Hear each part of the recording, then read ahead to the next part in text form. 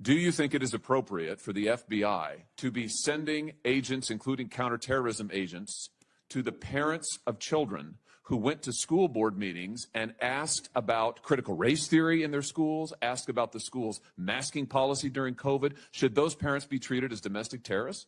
Parents who have the courage to ensure their children are taught what they feel is right, and those who have the courage of their convictions to go houses of worship, in my book, will never be domestic terrorists.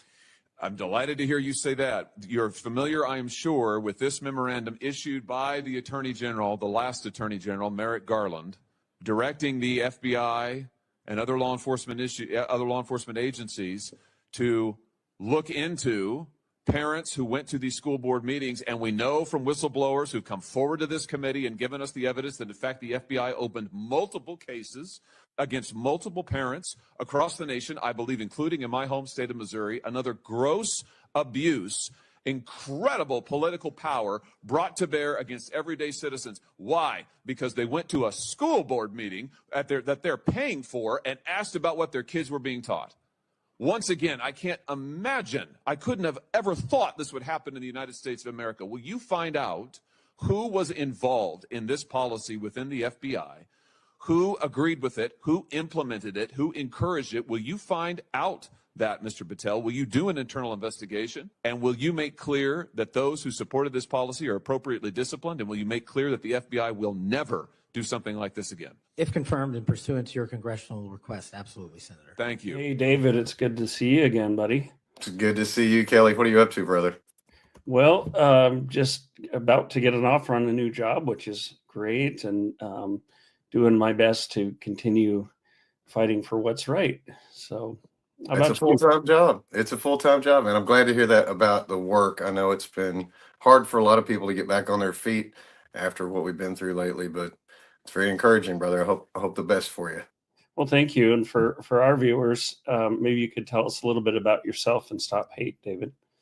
So Stop Hate is just a 30-something-year-old campaign to try to bring awareness that we all need to talk more and understand more about each other. It's an education process, communication, conversation, whatever.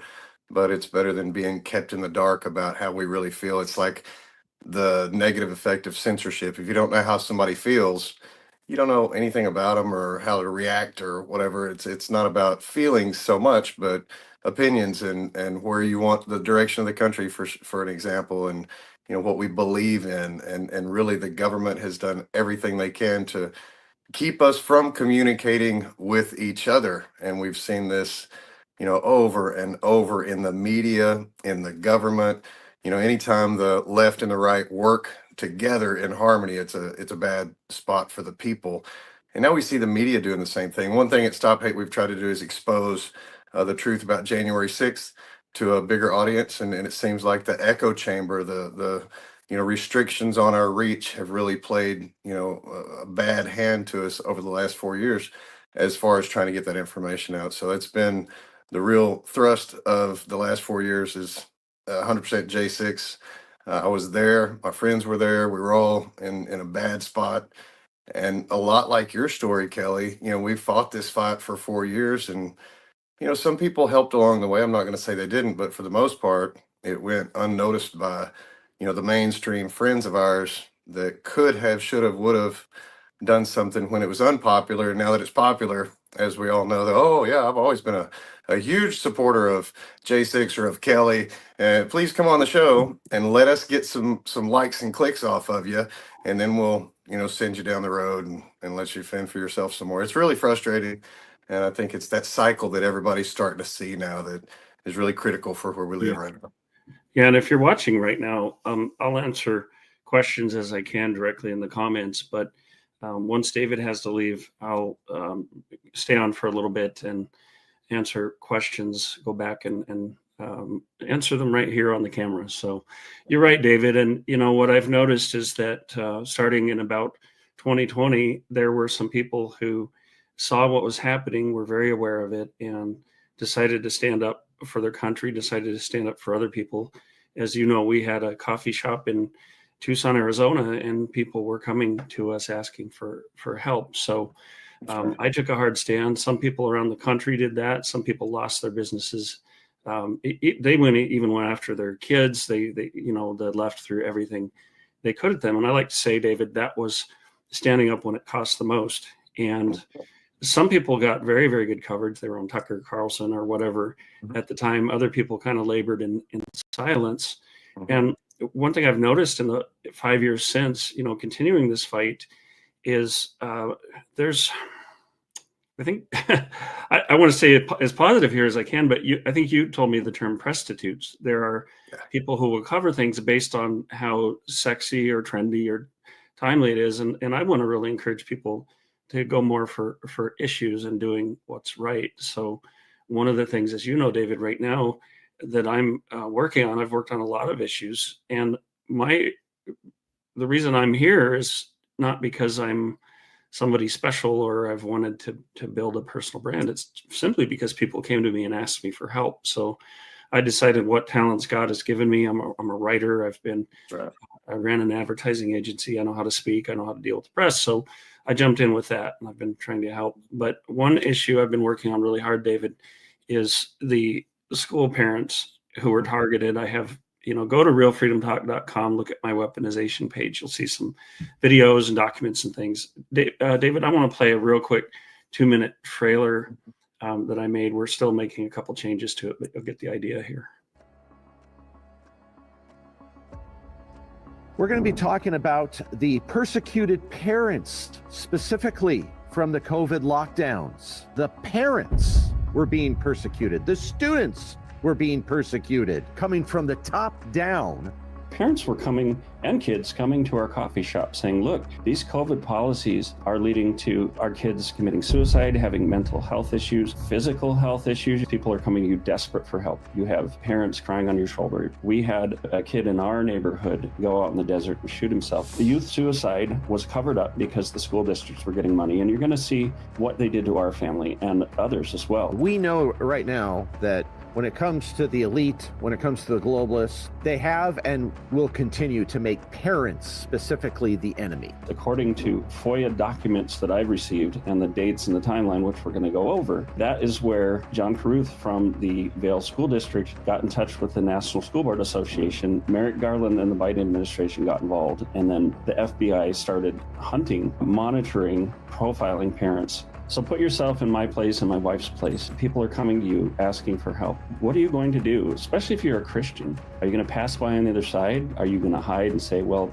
sorry for you, I'm just going to save my own skin? Absolutely not. The data was out there even at that time. So there's really no excuse for people to say, well, we were just doing the best we could with the information at hand. And you're going to see that I presented this information to the Vail School District, and they ignored it because they were getting millions of dollars. I've done digging. I've had 4 years to research this, and I have the emails where they communicated this, and this went all the way to the federal level.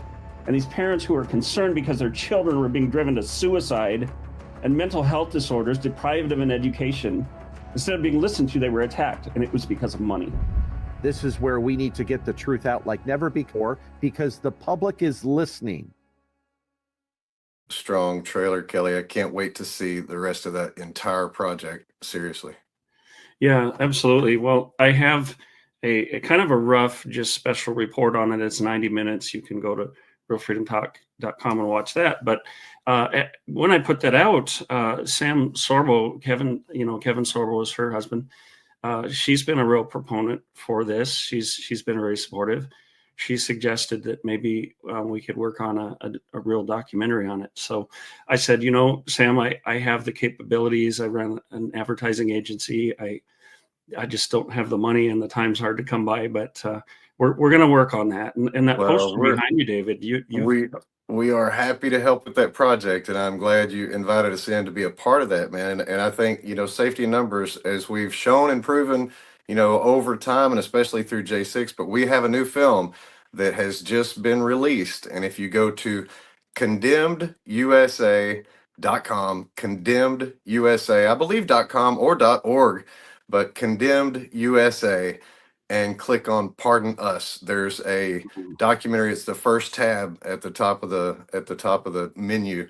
So Pardon Us, Justice for All is the full name, but click on that Pardon Us tab at condemnedusa.com and check it out. It's all about the pardons for the January 6th, why it was a necessity, the weaponization of this government. And you'll see in that film, Kelly, where it discusses the situation that you were a part of, where Jim Jordan's in there talking about not just the J6ers, but the school parents, the people, the just Trump supporters that have been targeted by this government. Now, how can you do that and get away with it? If I were to kidnap a federal judge and hold him in my basement for 4 years and torture him and then be forced to release him back into the wild, they're not going to let me walk away from that. You know what I'm saying? But these judges tortured people to death and they are walking away scot-free. We had over 10 suicides in our community from people that were scared about going to prison or going to court or things for they weren't guilty of. So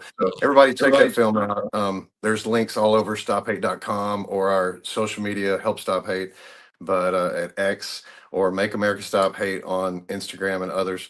But please go to condemnedusa.com and share that documentary so people understand what we went through and why. And it will help shed light on Kelly's story and every other weaponized top report that you've seen over the last decade of how they're just coming after Christians and conservatives and parents and the nuclear family.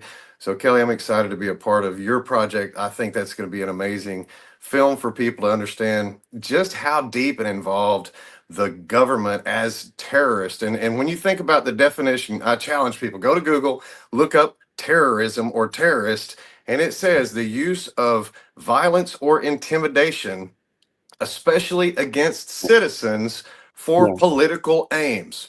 Now, by definition, we are not the terrorists and never have been. It's always been the government about terrorizing the people into submission of what the government really wants from us or for us.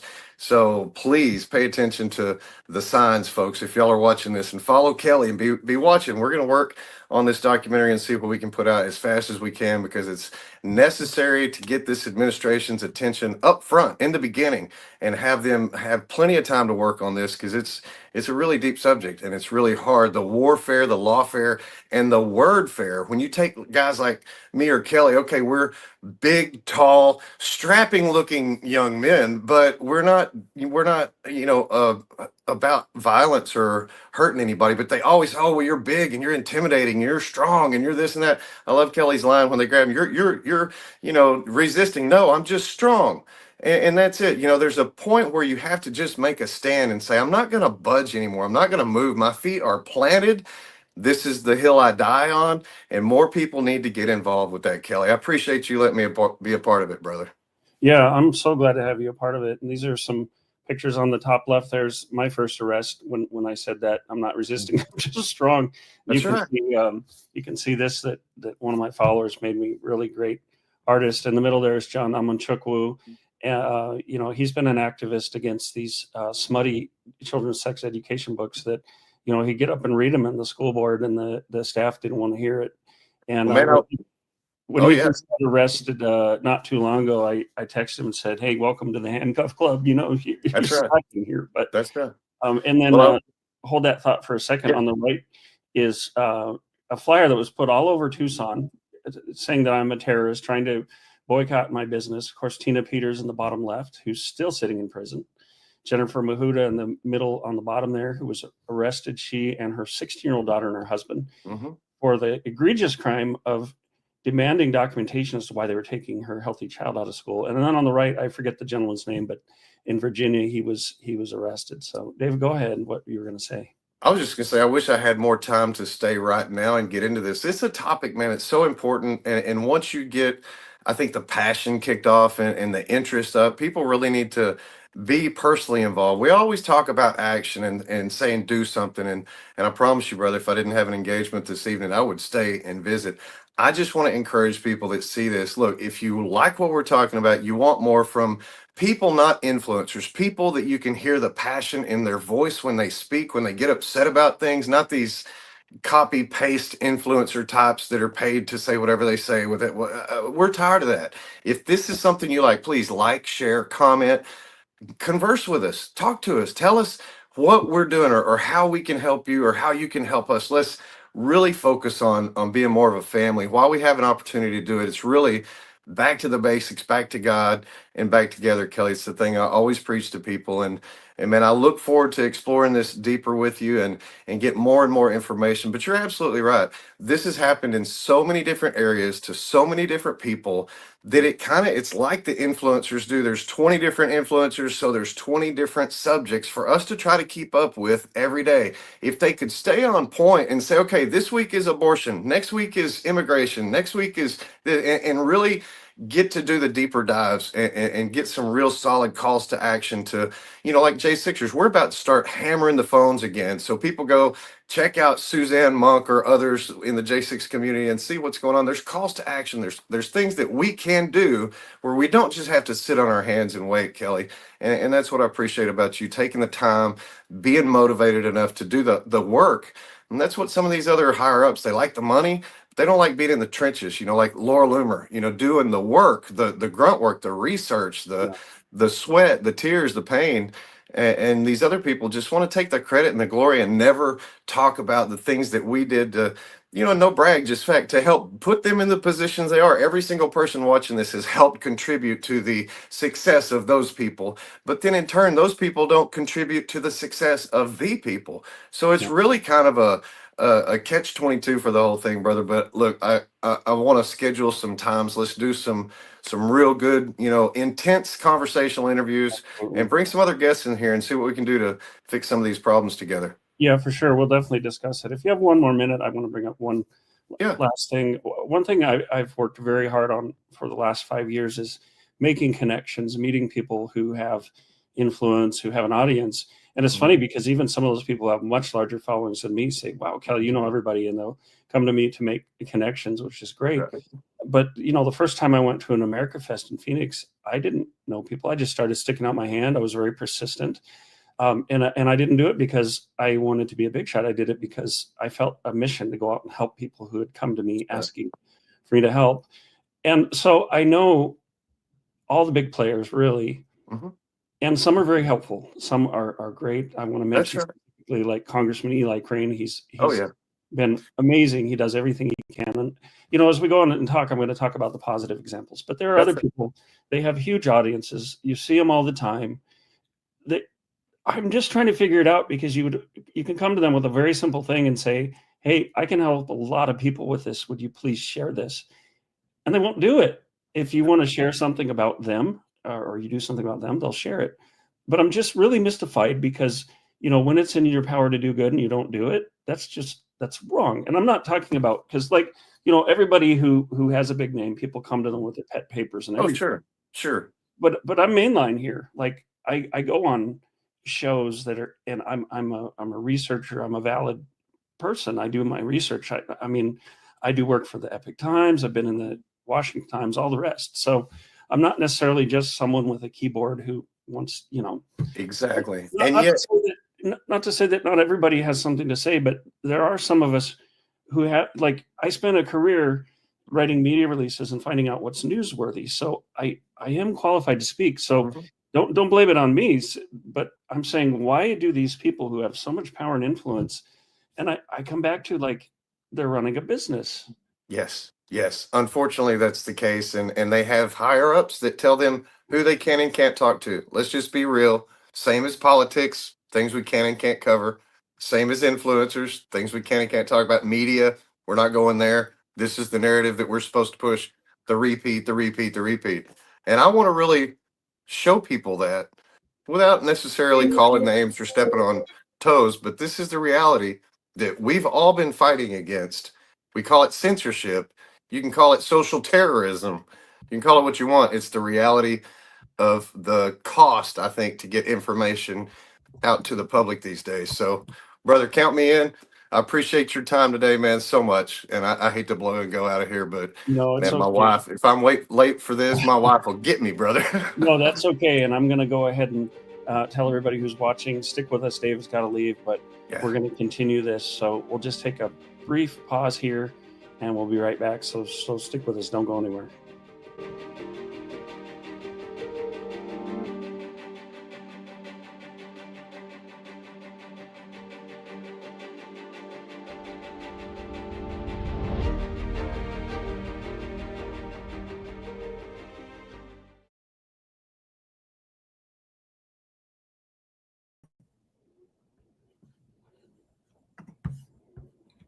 Hey, everybody. Thanks for watching tonight.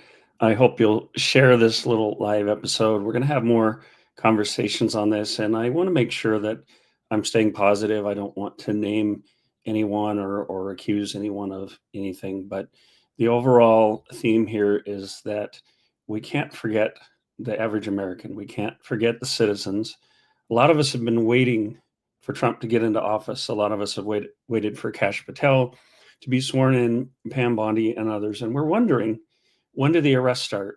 When did they start arresting the people who unfairly persecuted us, targeted us, and arrested us? So stay tuned. Hopefully you can bring some more friends, have them follow Freedom Talk at Real Freedom Talk on X and on Instagram, and have them visit realfreedomtalk.com. I have a new tab there. It's a weaponization against parents tab, and I am focused on this issue. However, I'm working on getting justice for all targeted Americans. So I'm one little voice. I'm looking for some friends and colleagues to come along with us and join on this. I'm going to look and see if there's some comments on some of the various social media. Oh, this is nice. Kelly, you've been fighting, representing us all for so long. And you do it with elegance and with eyes on God. Soldier on, my friend, from Lisa. Thank you so much. I really appreciate that comment. And I really have been doing this not to build a brand or build a business, but because people came to me and asked for help. So let's see. I don't see any other questions right now. I know we started this when a lot of people are working. So guys, have a good night. And thank you so much. Keep living your life, enjoying life as much as you can. But remember that Tina Peters still is in prison simply for doing her job and for questioning the integrity of the election, which a lot of us know was stolen. I might get kicked off YouTube live here for saying that, but who cares? For school parents who have been arrested, jailed, our lives have been made very, very difficult. We're starting all over again, lost our home, lost our savings and everything, not only because of what the government did to us, but because we personally have been fighting this and putting everything we have into it. So thanks for joining us tonight, and we'll see you soon.